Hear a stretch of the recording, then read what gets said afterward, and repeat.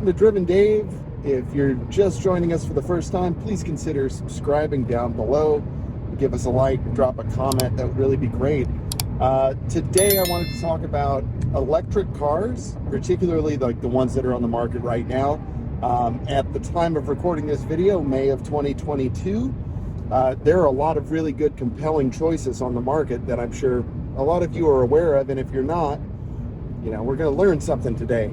So, kind of at the top of the list, we're going to leave Tesla over here for now. We're not really going to talk about them because that's, you know about them. We'll talk about them at the end. Mustang Mach E, very exciting car, very controversial. Sorry, some big things in the road here. But yeah, the Mustang Mach E made a big splash when it was introduced, mainly because people were really upset that the Ford was going to call it the Mustang, and it's basically just a crossover SUV, just like everything else. But it turns out people really dig it, and it's been a pretty good car, I think, from all reports. I don't actually know anybody who owns one, but I'm sure I will at some point. If you own one, you want to have it on the channel, hit me up, drivendave1@gmail.com. That's the number one. Or drop me a comment. Let's do something. Hey Ford, if you're listening. So that's certainly a pretty cool vehicle, starting around $40,000. But good luck getting it for that. It's probably going to be more like $55,000. I can't remember if Ford is still qualifying for the federal tax credit of $7,500. And that's, I think a lot of people are going to buy EVs based on, the tax credit. Like, if you can get that money back, then that's cool. Currently, California is offering a $750 rebate, which is great.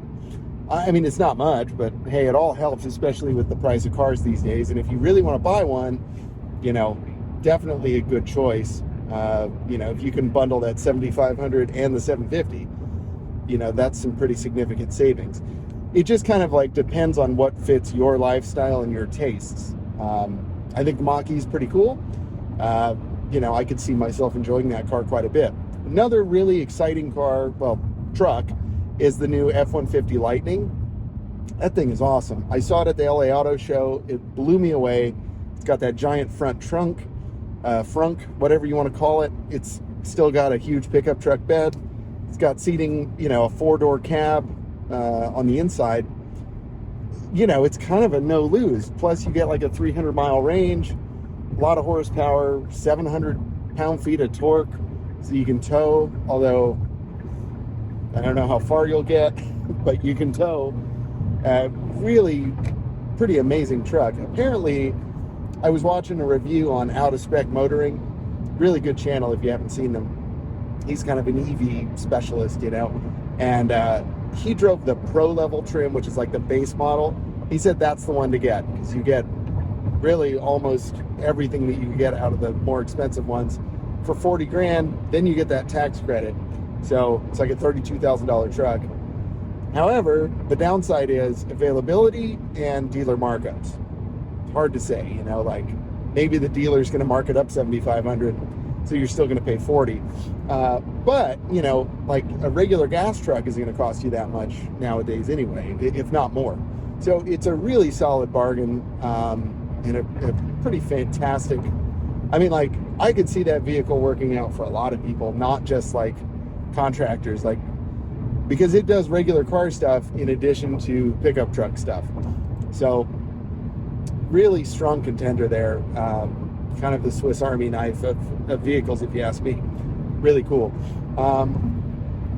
The other one people are really excited about, Rivian, the new Rivian pickup truck, especially with that pass-through, underbed kind of middle. You know what I'm talking about. If you know, you know. Really cool truck, good off-road capabilities, lots of horsepower, very compelling. I think the only downside with the Rivian is going to be price and availability, which is really kind of the theme of this video, price and availability. Because just most of these vehicles are really hard to get nowadays, and they're just really expensive. So it's a tough decision to have to make. The other one, the Kia EV6, really a very compelling car.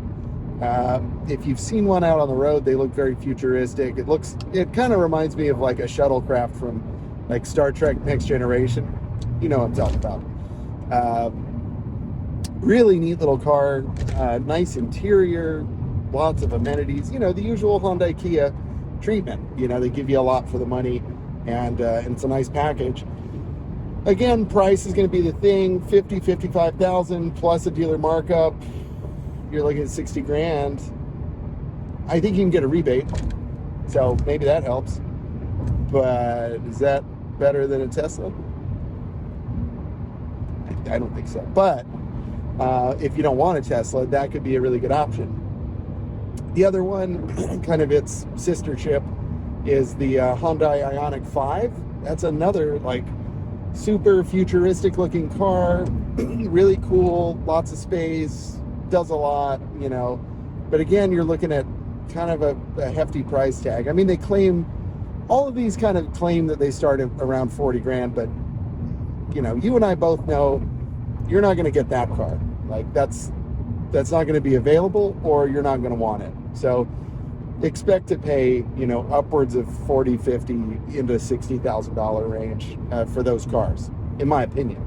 I mean, heck, if, a few months ago, I filmed, I never put the video out, but I filmed a car, Kia Niro, I can't even think.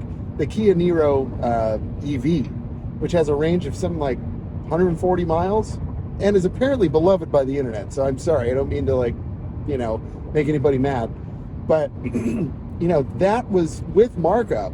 It was stickered at $55,000. I'm like, for that? I don't think so, dude. I mean, it's a nice little car. I could see like 35,000, 38,000. Maybe 40 on a good day, if I really needed one. But 55?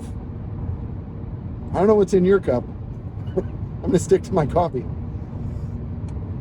So, in any case, it's just kind of hard to figure out like where the value really is nowadays. And is it worth even dipping a toe into the field? Some exciting vehicles that are going to be coming out. I understand Ford is going to be launching, I think it's the Explorer EV or the Excursion. I can't remember. So it starts with an E and it's an SUV. So they'll make an electric version of that. Of course, Cadillac is coming out with their new, is it the Lyric? I think. People are excited about that. Of course, there's the Nissan Ariya, which is pretty cool. The Mullen 5 is in the pipe. The Canoe. The Volkswagen ID4, that's a pretty cool one, and it's been out for a while now. I think entry trim starts at about 40 to 42 grand. Can't remember if those still qualify for the tax credit. They might, and that's a pretty good little package, even just in like stock form. I saw another like out of spec reviews video on that car where he road tripped it, and pretty nice car, even in just base level trim. Obviously you're not going to get leather or anything, but I think you get kind of, the lane keep thing where it centers you in the lane, and adaptive cruise, and so you kind of get like a mini autopilot there, which is nice. And I think a lot of automakers are throwing that in kind of free of charge nowadays, which is great. I know Honda's doing it. I know Kia and Hyundai are doing it on a lot of their cars. So that's one thing that's really cool, especially if you're taking like a long road trip, which like every day for me feels like a long road trip. So I really wish my Kia had that, but in 2018 it just wasn't quite standard feature yet.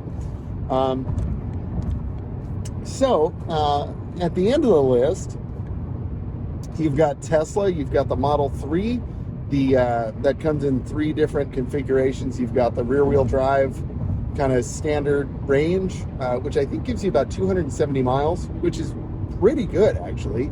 The long range gives you 353 miles or 358, something like that. EPA estimate, of course, it's going to be less than that. and then the performance model, which gives you, I think, 315. And they're really expensive. Like, but they're similarly priced to the other cars. They just don't qualify for the tax credit. Then you've got the Model S. That I believe that starts at $99,000 now.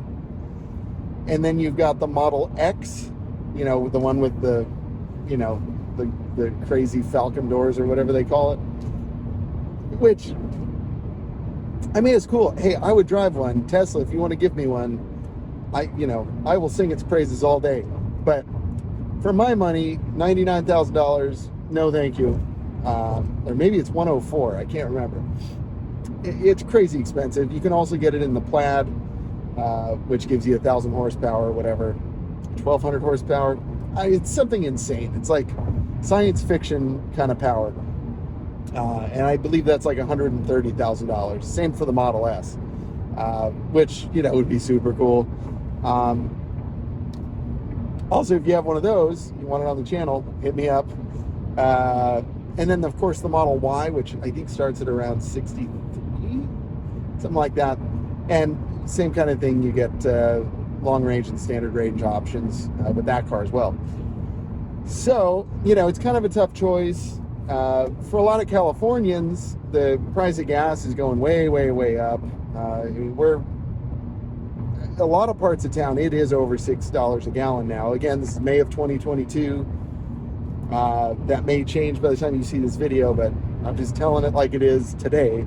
And man, it's just getting expensive to drive, like super expensive. Not enjoying that one bit. If you drive really high mileage, you know, like you have a hefty commute to work like I do, you're going to be spending a lot of money on gas each month. So I find myself in a position where, like, I am spending EV kind of money, like car payment kind of money, but on gas, you know, and yet my car is a Kia. Even though I get good gas mileage, I drive a lot, so it, you know, kind of tips the scales that way. So folks like me, I think, are considering EVs. I definitely am. The choice kind of comes down to, it's a complicated one at this point, just because I think infrastructure is kind of the big thing. Electrify America, which I guess Volkswagen owns. I understand that, like, Electrify America was like their punishment for Dieselgate, so they had to like put in the EV charging stations, which actually like is going to benefit a lot of people at this juncture. So I think that's great.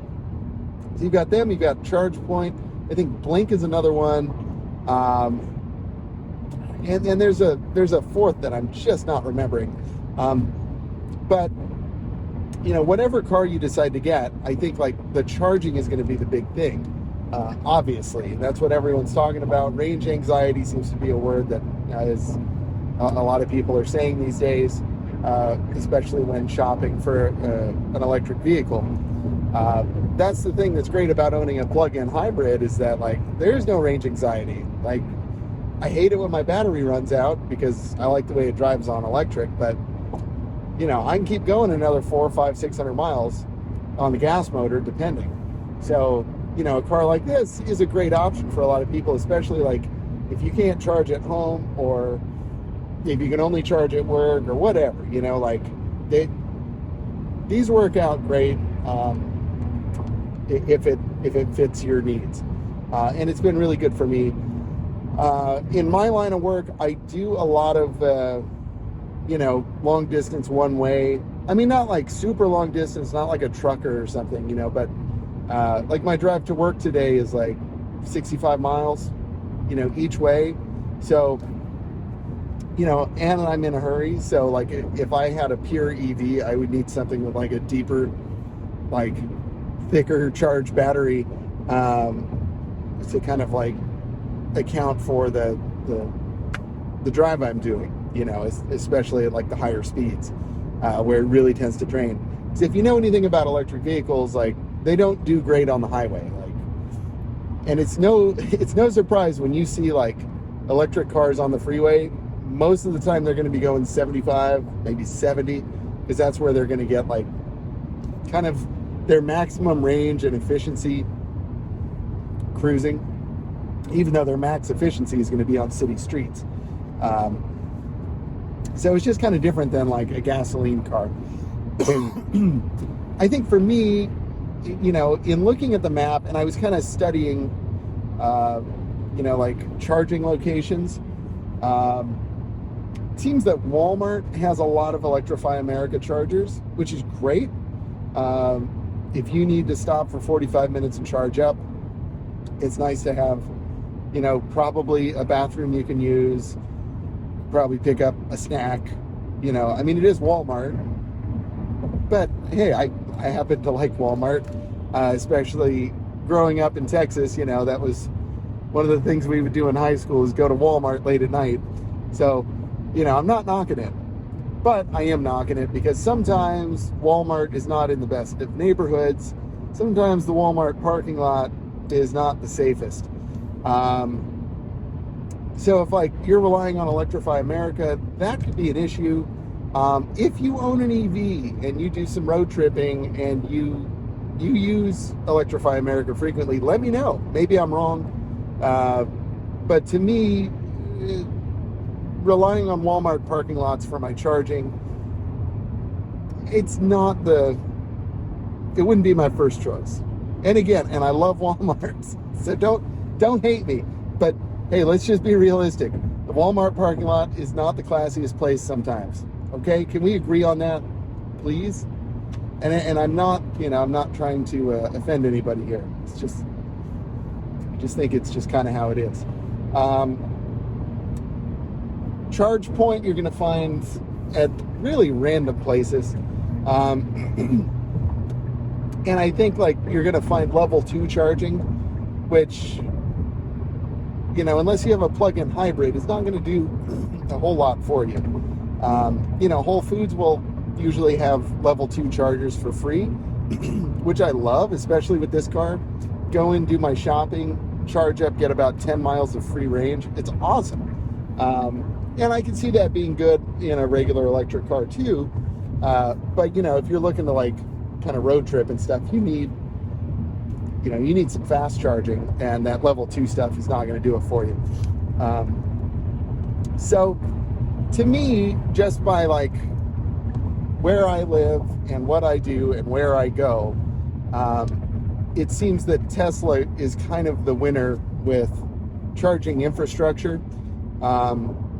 They have chargers everywhere that I work, like all over Southern California. So if I'm in need of a quick top off, the Tesla would really be the way to go.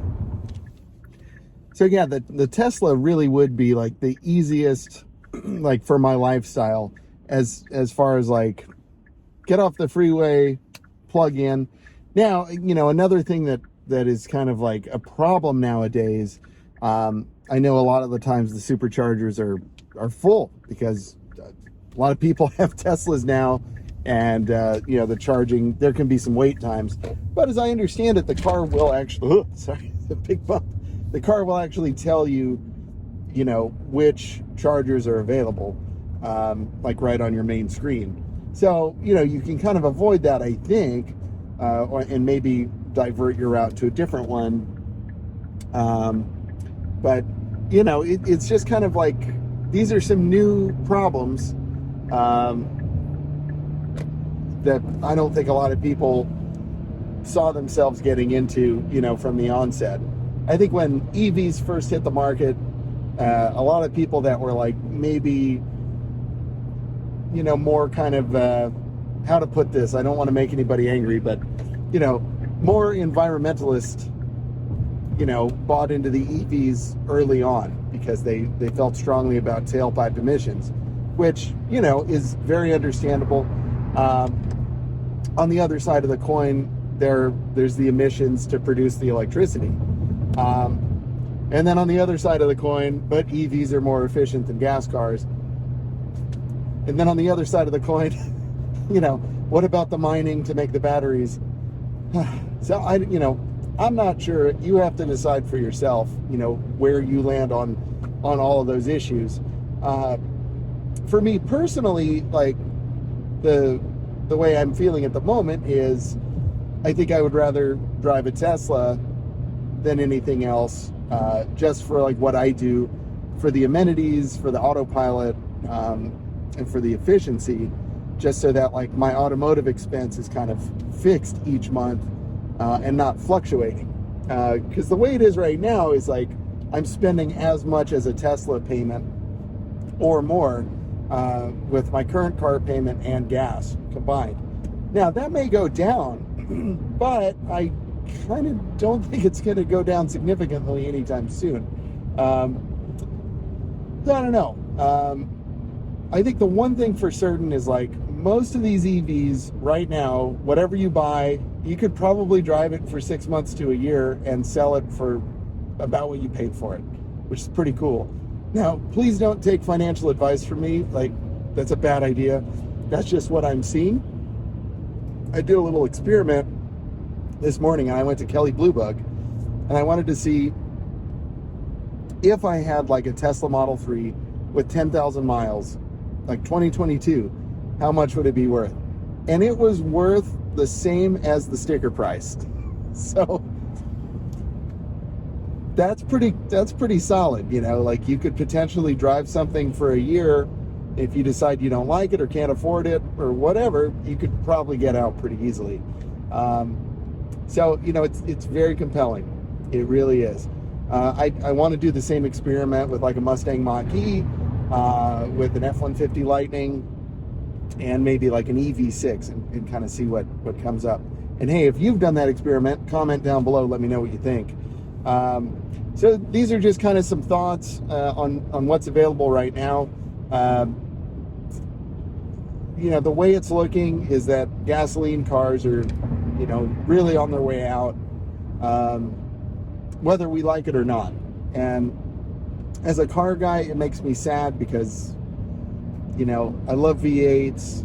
I love the sound. I love the feel. I love the experience overall. I guess the good news is with the new EV cars is that like even the slowest ones are still faster than like the average gas car. So that's kind of neat. Like a long range Model 3 Tesla is as fast as my 2006 Corvette, just out of the box with no drama. So I mean, it's crazy for me to think about like I could be driving around a 4-door sedan that does Corvette stuff. Like, I know it wouldn't be as fun as a Corvette. Believe me, I understand that. And it's not going to be as cool as a Corvette.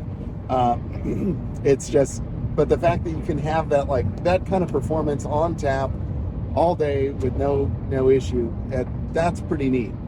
And if you have a Model S or a Model S Plaid, I mean, you can do insane, like way past beyond my 2006 Corvette. I think the Model S Plaid is the fastest accelerating car, like, for sale. Like, that's insane. Was it 1.9 seconds, 0 to 60? That's just insane kind of power. So it's a strange kind of crossroads we're at. Like, I'm sad about losing the kind of stuff that we all grew up with, but at the same time, like, we're entering an age where, potentially, like, we're getting some pretty exciting new things that will far surpass, anything that we could have imagined. Like when I was in high school. When I was in high school, 300 horsepower was a lot. When the LS1 Corvette came out,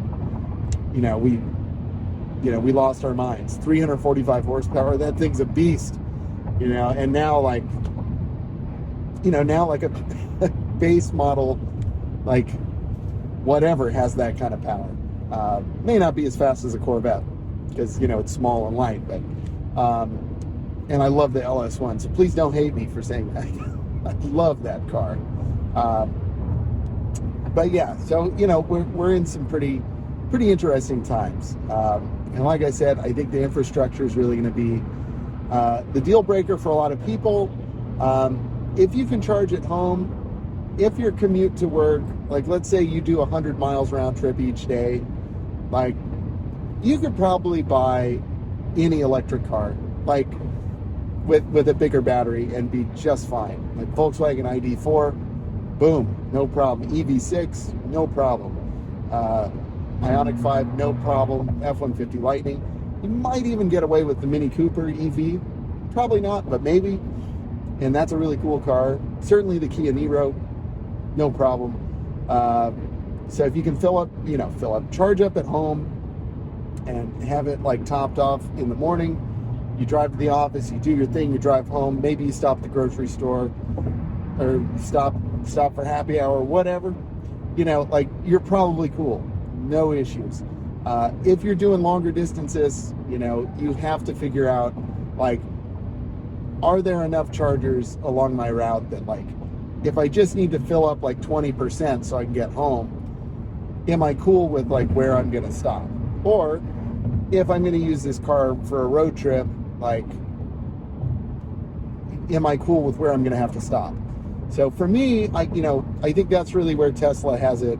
They've got it licked, because their superchargers just seem to be more abundant, even though they need more. I'm not saying they've got it figured out, but compared to the others, I think that's the best option. Plus, as I understand it, you can put an adapter and charge anywhere else too. So if you have a Tesla, you can also charge at Electrify America or any of these other options. So, like, yeah, you don't get the tax credit, $7,500, but I figured it out over 72 months, which is probably what most people are going to finance for these higher dollar cars. That's only going to save you $104 a month, which, like, is a lot of money for sure. But, like, would you pay $100 a month more to have access to a bunch more chargers and better chargers? Like, and I think if range is your biggest worry, then the answer is yes. At least it would be for me. I don't know if I'm going to do it, but that's what I'm considering.